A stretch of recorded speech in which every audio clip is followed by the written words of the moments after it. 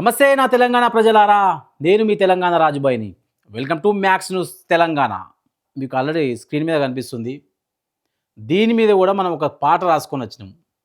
ఎందుకంటే ఓయూలో కొద్ది రోజులుగా మొత్తం స్టూడెంట్స్ అంతా ఏబిఎన్ ఛానల్ని బాయ్కాట్ చేయాలని చెప్పి అంటున్నారు. అసలు ఎందుకు మరి బాయ్కాట్ చేయాలి, ఏబిఎన్ చేసింది ఏముంది మరి అని చెప్పి మీకు తెలుసు. 2 రోజుల క్రితం చాలామంది న్యూస్లో వస్తుంది. ఒకసారి మన స్టైల్లో చూద్దాం. మీరు ఒకసారి వీడియో చూసిన తర్వాత మనం పాట పాడుకుందాం. దయచేసి కామెంట్ కూడా పెట్టాలి అందరూ. ఒకసారి వీడియో చూద్దాం ఫ్రెండ్స్ అందరం.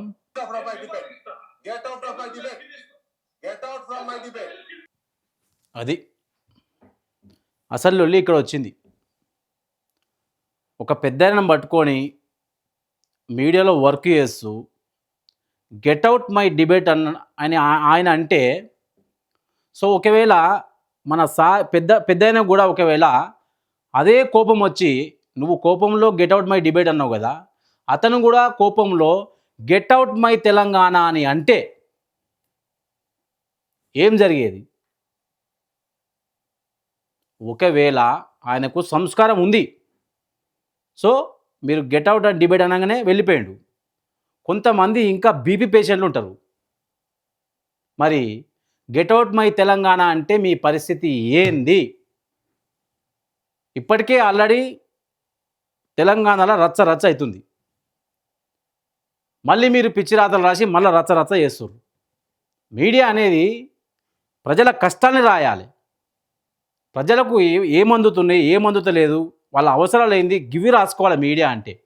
కొన్ని మీడియాలు పైసల కోసమే పనిచేస్తున్నాయి తప్ప ప్రజల కోసం అయితే కాదు. సో దయచేసి మీడియా వాళ్ళకు కూడా చెప్తున్నా, కొంత సమయాన్ని ప్రజల కోసం కేటాయించండి. గవర్నమెంట్ ఎన్ని హామీలు ఇచ్చింది, ఈ హామీల మీద ఏ మీడియా రాస్తలేదు ఎందుకు మరి? సో మనం ఇంకా మాట్లాడుకునే ముందు ఒకసారి ఒక పాట పాడుకుందాం. బాగుంటుంది, కామెడీ పాట.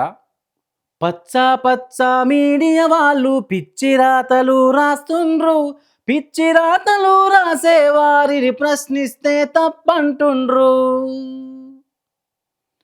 కయ్యానికి మీరు కాలు దువ్విన ఓపిక మాకు ఉన్నదిలే, గెట్ అవుట్ టు డిబేట్ అంటూ మనపై పెత్తనమే చేపిస్తుండ్రు.